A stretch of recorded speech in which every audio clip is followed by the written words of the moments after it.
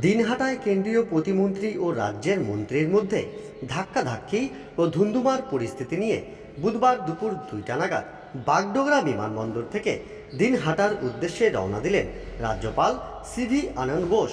এদিন কলকাতা থেকে বাগডোগরা বিমানবন্দরে নেমে তিনি বলেন, বাস্তব পরিস্থিতি দেখতে এসেছি, ঘটনাস্থলে গিয়ে মানুষের সঙ্গে কথা বলবো, তারপর যা বলার বলবো।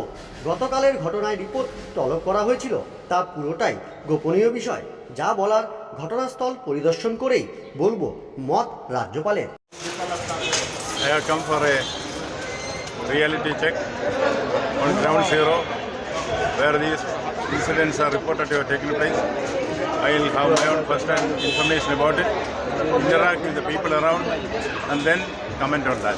Sir, you said the election will be blood-free, but the day one, as you said, the incident which was happened today, is it shows that the election will be peaceful? That is what is a matter of concern. Let me go to the field, make my own assessment, then I will react. Sir, you have asked a report. Is it arrived?